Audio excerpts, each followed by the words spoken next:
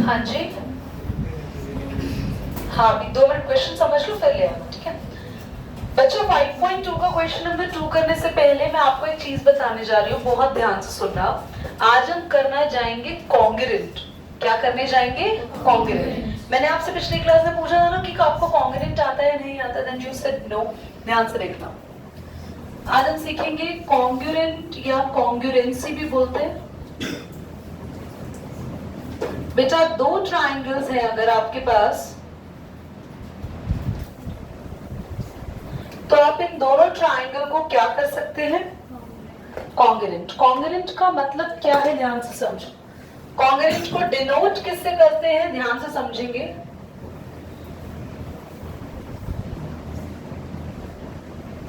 दो ट्राइंगल अगर कॉन्ग्रुएंट होते हैं तो उनका साइन होता है इक्वल टू, और उसके ऊपर ऐसा हॉरिजॉन्टल एस बनाता है। इस साइन का मतलब क्या होता है? Congruent. Congruent, the sign means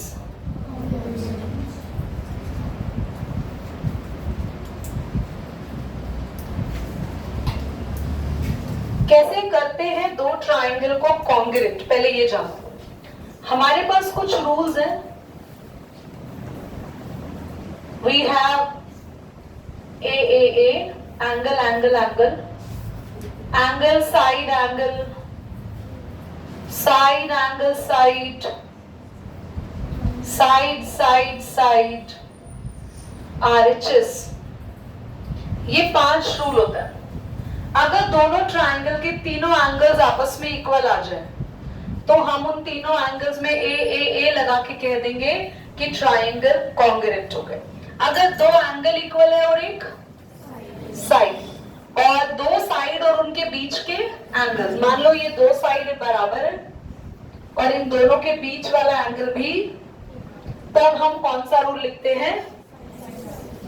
SSS, यानी ट्राइंगल की तीनों साइड्स आपस में इक्वल हैं। और RHS होता है राइट हैंड साइड रूल। इसका मतलब क्या होता है?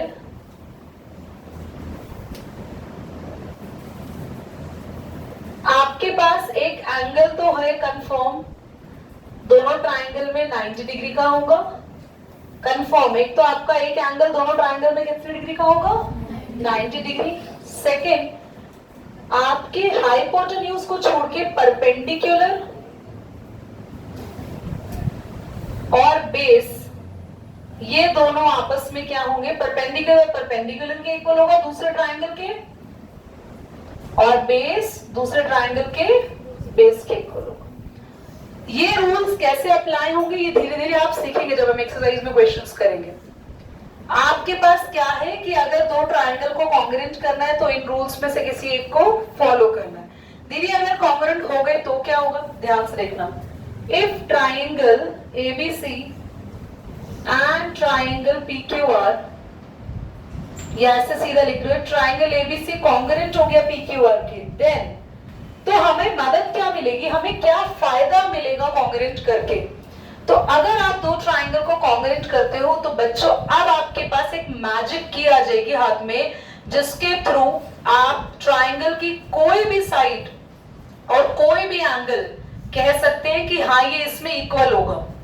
देखो सुनो, मान लो इन दोनों में मैंने ये बना रखा था, ये साइड आपस में क्या है दोनों, और ये एंगल आपस में क्या है। तो अगर ट्राइंगल आपने कॉन्ग्रुएंट कर लिए, देन बाय लिखते हैं CPCT, इसको लिखना जरूरी होता है। CPCT का मतलब है corresponding parts of congruent triangle, कि कॉन्ग्रुएंट ट्राइंगल के कॉरेस्पॉन्डिंग पार्ट्स, बिल्कुल सामने सामने वाले पार्ट्स, अब आप क्या कह सकते हो? इक्वल।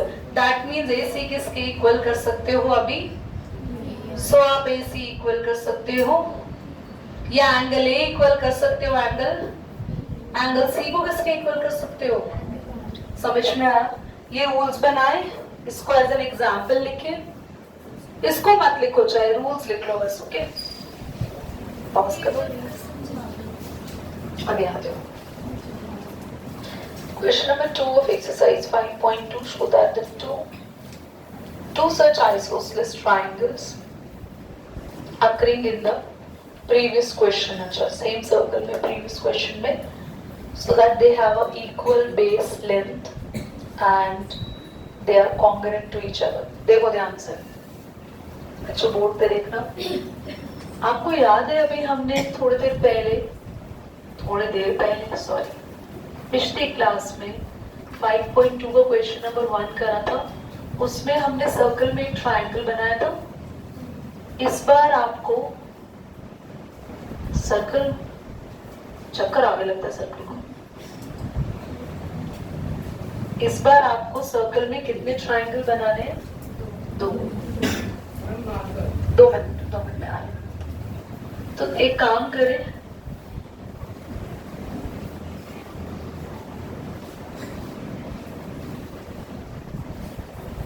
I'll be there, एक सेकेंड ना, ध्यान से देखना। पर हमने ट्रायंगल तो ऐसा बनाया था पिछले केस में, है ना? तो हमें पिछले जैसा ही बनाना है। तो पिछला क्वेश्चन जो था कुछ ऐसा ट्रायंगल था, और क्लियर बनाए तो बिल्कुल सेंटर पे ज्वाइन होके, तो दोनों बोलो बच्चों। एक और ट्रायंगल बनाना है तो इसको दूर तक ले जाओ, पीछे तक। क्या आप समझ आ गया? 2 ट्रायंगल बन गए। तो ये बना ओ ए बी और ओ सी डी। बच्चों बेटा क्वेश्चन ने बोला है मुझे इन दोनों को क्या करना है? कॉन्ग्रुएंट। साथ ही देखो, show that if two such isosceles triangle in the previous question have equal base length, हमें इनकी ये बेस लेंथ में क्या करनी है? ए बी और सी डी को भी क्या करना है? इक्वल करना है। ठीक है, स्टार्ट करें। चलो, सबसे पहले हम ना इसमें हमेशा लिखते हैं गिवन। गिवन क्या है? ध्यान से देखें। गिवन ट्राइंगल, कैसे ट्राइंगल है ये? जल्दी बोलो, ये ट्राइंगल कैसे है? Are isosceles. पता है ना? पता है ना? नाउ हमें प्रूव क्या करना है? Which I need to prove that मुझे ट्राइंगल ओ ए बी को कॉन्ग्रुएंट करना है ट्राइंगल ओ सी डी। साथ ही मुझे इनके बेस लेंथ भी इक्वल करने। नहीं, वो तो गिवन है, गिवन नहीं है। देखो लिखा है ना, शो दैट। शो दैट के आगे जो भी कुछ होता है वो शो ही करना है हमें।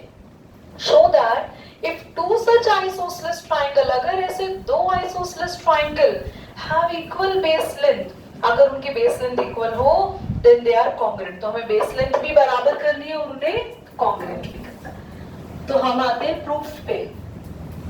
प्रूफ का मतलब होता है जो आप सॉल्व करके पूरा करने वाले हैं। प्रूव दैट मतलब क्वेश्चन ने आपको क्या करने को दिया है, और गिवन जो क्वेश्चन है आपको पहले से ही दिया हुआ है। प्रूफ कैसे करते हैं ध्यान से देखना। सबसे पहले आपको उन 2 ट्राइंगल का नाम लिखना है जिनको कॉन्ग्रुएंट करना है। जल्दी बोलो। दूसरा, कोई भी 3 चीजें ढूंढनी है जो इन दोनों में बराबर हो, क्योंकि 3 चीजें ढूंढने में रूल बनेगा ना। तो 3 एंगल या 3 साइड देखो, ढूंढो। इस ट्रायंगल की कोई भी साइड इसके बराबर है? Very good. ओ ए बराबर होगी ओ, क्योंकि दोनों सेंटर से जा रही हैं और बाहर टच कर रही है, तो दोनों रेडियस हुई, है ना? तो लिख सकते हैं ओ ए। क्या रीजन दोगे? रेडियाई। रीजन भी देना होता है हमें, ये नहीं कि कुछ भी लिख दो। सेम सर्कल, अगर O से जाने वाली लाइन A और O से जाने वाली लाइन D रेडियस है, तो क्या OB और OC रेडियस नहीं हुए? तो OB को किसके बराबर कर दें? उसका रीजन भी क्या लिखेंगे? जल्दी बोलो। बहुत बढ़िया, रेडियाई।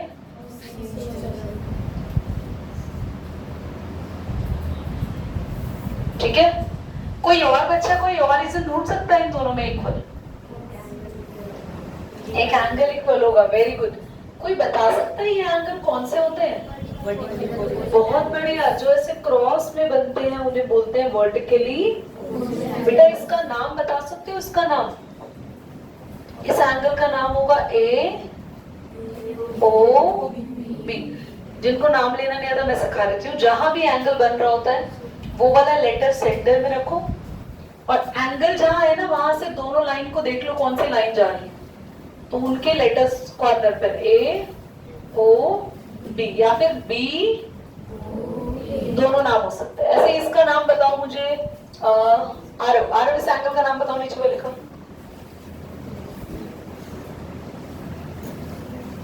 कुछ कर बेटा, ज्यादा ना हंसा मत, ध्यान से समझो इस चीज को। बताओ शिवम। वेरी नाइस, COD या DOC, वेरी गुड। तो हम लिखते हैं एंगल, एंगल इसमें से कोई भी नाम लिख दो, AOB। नीचे वाले एंगल के इक्वल है उसका नाम बताओ, एंगल CO। क्या लिखेंगे, वर्टिकली। अच्छा, हमने किस किस को यूज किया यहाँ पे प्रूफ करने में, जल्दी बताओ। डिम्पी बताएंगे, डिम्पी को उसमें समझ में आने में दिक्कत हुआ था। डिम्पी, हमने क्या क्या चीजें ली है प्रूफ में? यहाँ क्या ली है, साइड्स। यहाँ पे ट्रायंगल की क्या है, एंगल है, साइड्स। देखकर मत बताओ, ये साइड्स है, ये साइड्स है, ये भी साइड्स है, एंगल। तो हमने एक में साइड्स लिए और एक में इसमें, तो by side angle, side angle side, side angle side ऐसे भी लग रहा है क्योंकि दो साइड इक्वल करी एंगल उनके, तो इसलिए एंगल को बिल्कुल बीचों बीच रखा है ना। तो दो साइड लिए और एक एंगल, तो लिखते हैं बाय SAS कॉन्ग्रुएंसी रूल। नाम जरूर लिखना होता है, हमने कौन से रूल को यूज किया, इस रूल के थ्रू क्या हुआ, by SAS congruency rule triangle OAB क्या हो गया, ट्राइंगल। और हमें एक और चीज प्रूव करनी थी, क्या अब हम कह सकते हैं दोनों लाइंस इक्वल है, ABCD। शिवानी, अगर ट्राइंगल कॉन्ग्रुएंट होते हैं तो कैसे लिखते हैं, उसकी बाकी कौन सी साइड्स इक्वल होंगी, by CPCD AB equal to, last में जरूर लिखना है हेंस।